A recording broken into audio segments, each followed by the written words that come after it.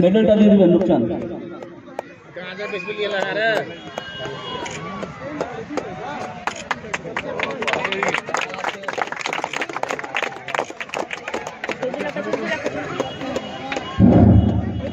তারপরে বরণ করে নেবেন আমাদের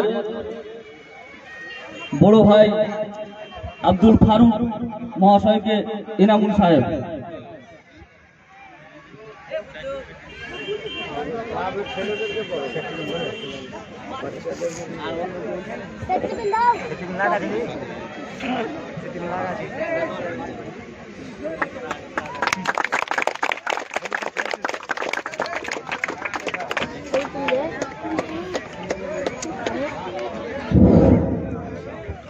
এবারে বরণ করে নেবে আমাদের দোস্তি ক্লাবের সদস্য মনিরুল শেখ মেহেরুল মহাশয়কে।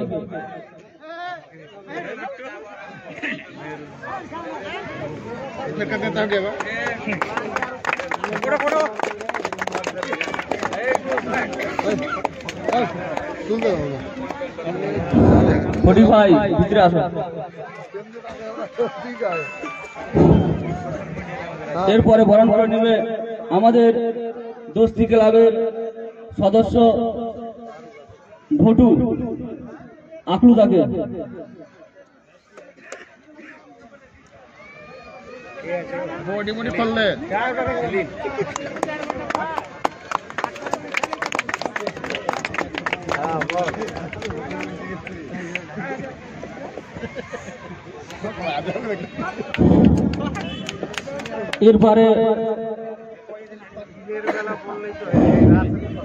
এরপরে বরণ করে নেবে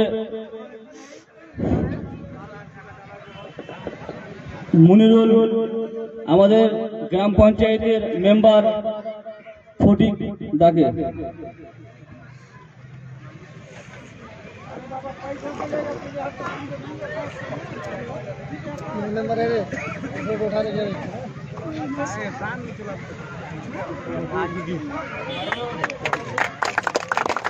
এরপরে বরণ করে নেবেন আমাদের দোস্তি ক্লাবের সদস্য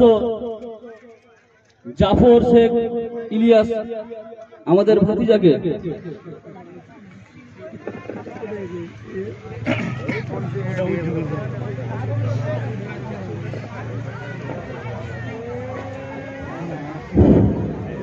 রূপচাঁদ তুমি টিমটাকে রেডি রাখো।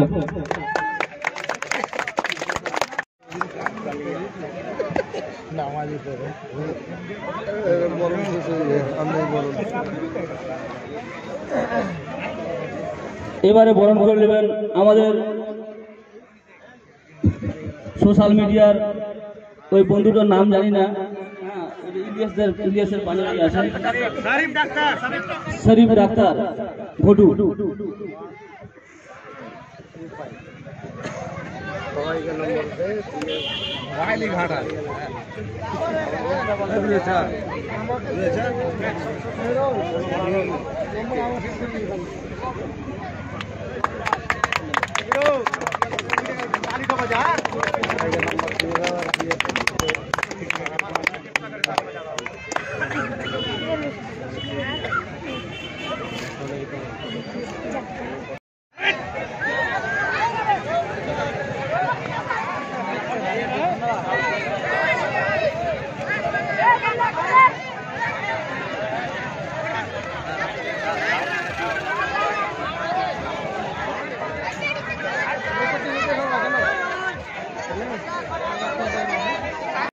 দেখো একদম ছক্কা, একেবারে ছক্কা। আর একটা বল শুরু করো।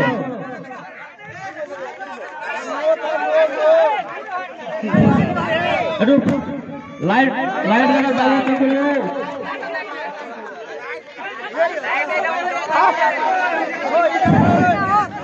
দর্শক ভাইদেরকে বলা হচ্ছে আপনারা সাইডে যান।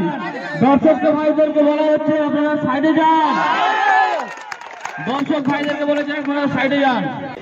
দোস্তি ক্লাবের পরিচালনায়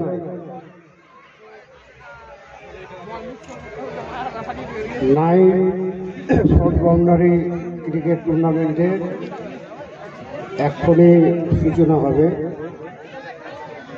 আমি ক্লাবের সমস্ত সদস্যদের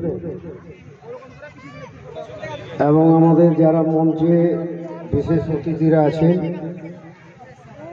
সর্বোপরি যারা দর্শক ক্রীড়াপ্রেমী সকলকে আমার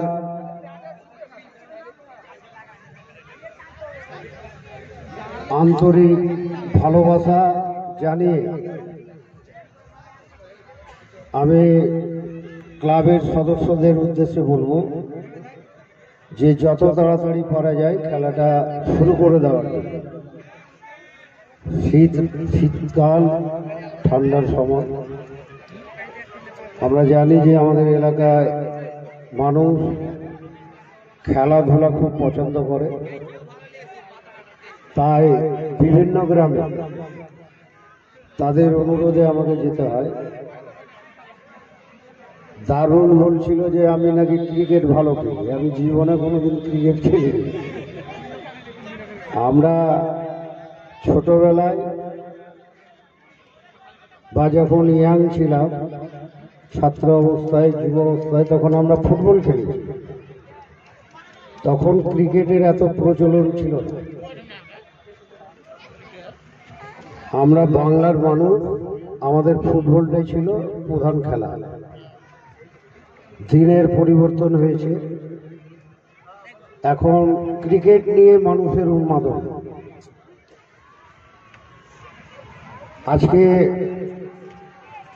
এই খেলা নিয়ে এত বেশি উন্মাদনা যে প্রায় প্রতিটা গ্রামে এই ধরনের টুর্নামেন্ট হচ্ছে এবং তাদের আমন্ত্রণে আমাকে যেতে হচ্ছে। শরীর ভালো থাক না থাক, তো আমি অন্তত একটা জিনিস করি আর কি, অন্তত এলাকায় থাকলে যে কোনো অনুষ্ঠান, সে খেলাধুলাই হোক, কোনো সাংস্কৃতিক অনুষ্ঠানই হোক, সামাজিক কোনো কাজ হোক, আমি সশরীরে থাকার চেষ্টা করি। এটা আমার একটা নেচার বলা যায়, স্বভাব। মানুষের তো এক এক রকম স্বভাব হয়। অনেকে নিজের স্বার্থের জন্য যখন নির্বাচন আসবে, যখন প্রয়োজন হবে তখন যাবে। আমি এগুলো কোনোদিনই গুরুত্ব দিই। তাই এখানে জালসা হলেও আমি আছি এই মাঠে, কেউ আসুক না আসুক আমি কিন্তু আসি। তো আমি চাইব যারা যে 16টা টিম এই প্রতিযোগিতায় যারা অংশগ্রহণ করেছে, তারা যাতে খেলার মানটা যাতে উন্নত হয়, তাদের খেলাটা ভালো হয়, যাতে দর্শক আনন্দ পায়। হার জিত আছে, যে কোনো খেলায় কেউ জিতবে কেউ হারবে, কিন্তু দর্শক যাতে খেলাটা উপভোগ করে, সেটাই আমি প্লেয়ারদের কাছে অনুরোধ করব যে খেলাটা ভালো খেলতে হবে। আর যেটা ক্রিকেট ক্ষেত্রে আম্পায়ার থাকে, ফুটবলে রেফারি থাকে, ক্রিকেটে আম্পায়ার থাকে। তো আমি সমস্ত খেলোয়াড়কে বলবো, সমস্ত টিমকে বলবো যে আম্পায়ার যে সিদ্ধান্ত নেবে সেটাই চূড়ান্ত সিদ্ধান্ত। তার সিদ্ধান্ত নিয়ে যাতে অহেতুক বিতর্ক তৈরি না হয়, এটা অনুরোধ রাখছি। আর এর ফাঁকে আমি বলে দিচ্ছি, আমি কিছুদিন আগে গিয়েছিলাম জেলা পরিষদ গিয়েছিলাম। একটা তো আমাদের টার্গেট আছে, যেটা বর্তমান যে নেতাজি ব্রিজ, সেখান থেকে নিশিন্দ্রা পর্যন্ত প্রায় 1500 মিটার, প্রায় 1550 মিটার রাস্তার কাজ শুরু হয়েছে, আপনারা দেখছেন। এবং বাকি হচ্ছে নিশিন্দ্রা ফেরিঘাট থেকে বেওয়া ঝাড়খণ্ড ব্রিজ পর্যন্ত ওই বর্ডার পর্যন্ত প্রায় 4 কিলোমিটার 700 মানে 5 কিলোমিটার বলা যেতে পারে।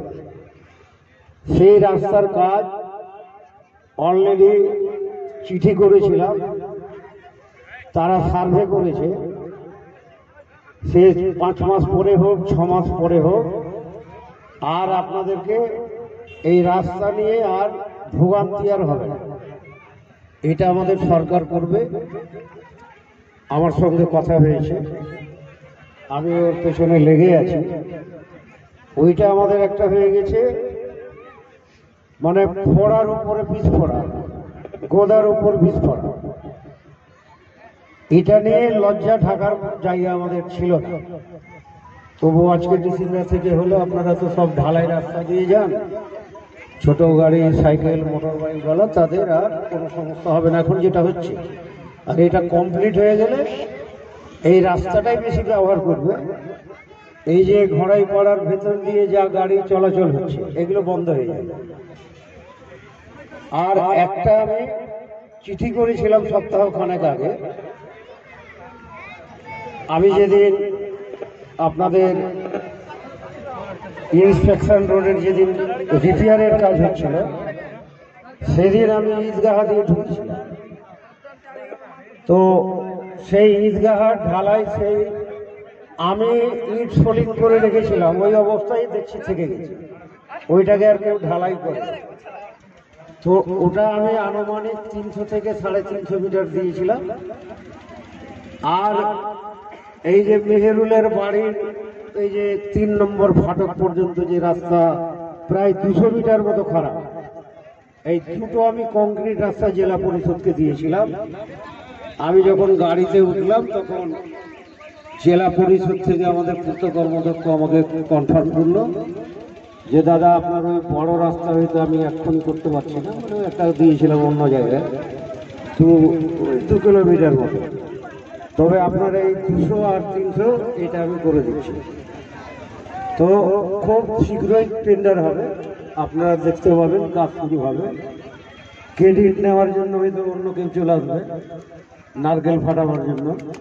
হ্যাঁ, কেউ চলে আসবে নারকেল ফাটাবার জন্য, ওটা আমি ধরে নিই। আপনারা জানেন যে ঘড়াইপাড়ার মন্ডলপাড়া থেকে মাঠের যে রাস্তা, ওইটাই তো আমাদের মেন রাস্তা ছিল এক সময়। তোমরা যারা সামনে দাঁড়িয়ে আছো, তোমাদের তখন জন্ম হয়নি। আমরা ওই রাস্তা দিয়ে আসা যাওয়া করতাম। আরেকটা ব্যারে এটা চেক করছিল। তারপরে ওই রাস্তা অ্যাসফল্ট হওয়ার পর ওই রাস্তা যেহেতু বন্ধ হয়ে গেল, তখন ওই বাঁধের রাস্তা শুরু হয়ে গেল, ইন্সপেকশন রোড যেটা, ওটা বন্ধ হয়ে গেছে। তো আমাকে সম্ভবত ওই দুর্গাপুজোর সময় মণ্ডপে আমি বসেছিলাম, তখন মন্ডল পাড়ার লোক, নতুন ঘড়াই পাড়ার লোক আমাকে দাবি করলো যে এই রাস্তাটা আপনাকে অন্তত যাতে আমরা ধান কাটতে পারি, মাঠে যেতে পারি, জমিতে যেতে পারি। তো এর আগে 2 দিন কাজ হয়েছে, মাঝখানে বন্ধ হয়ে গেছিল। গতকাল থেকে আজকে ওটাও কমপ্লিট হয়ে গেছে, ওটাও কমপ্লিট করে দিয়েছি। কারণ আমি, আমার হাতে তো পঞ্চায়েতও নেই আর জেলা পরিষদও নেই, পঞ্চায়েত সমিতিও নেই। আমার মতো করে আমি করছি। মানুষের যেগুলো ডিমান্ড, চাহিদা অনেক জায়গায় হয়েছে। অর্জুনপুরে একেবারে রেলের দুপাশে, মানে গরু ছাগলও যেতে ভয় পেত, সেখানে এখন গাড়ি চলছে, মানুষ চলাচল করছে। সেই রাস্তাগুলো রেলের কোনোদিন করতে দেয়নি। আমি বলেছিলাম যে আমি রাস্তা করব, আপনারা রাস্তায় বাধা দিতে পারবেন না। রাস্তা হয়েছে, 2টো রাস্তা হয়ে গেছে, আর একটা রাস্তা কাজ ইনকমপ্লিট আছে, কয়েকদিনের মধ্যে শেষ হবে। তা আমি তো কাজ করছি, এমন তো নয় যে আমি হেরে গেছি, বাড়িতে বসে আছি। জনসংযোগ যেখানে মানুষ ডাকে সেখানে আমি পৌঁছে যাই। তাই ওই যে বললাম যে একটা নেচার, মানুষের স্বভাবের পরিবর্তন হবে না না মরা পর্যন্ত। এটা আমার নেচার, এটা আমার স্বভাব, তাই এটার পরিবর্তন হবে না। যখন মানুষের প্রয়োজনে আমি এই ধরনের কাজ করি, আমি আগামী দিনে আরো সুযোগ আসবে, তখন আরো দেখবেন আপনারা অনেক কাজ হবে। আমি চাই যে তাড়াতাড়ি খেলাটা শুরু হোক। সকলকে আরেকবার ধন্যবাদ জানাচ্ছি। ক্লাবের সমস্ত সদস্যকে আমার ভালোবাসা জানিয়ে এক্ষুনি যাতে খেলার সূচনা হয়। ধন্যবাদ সকলকে, ধন্যবাদ।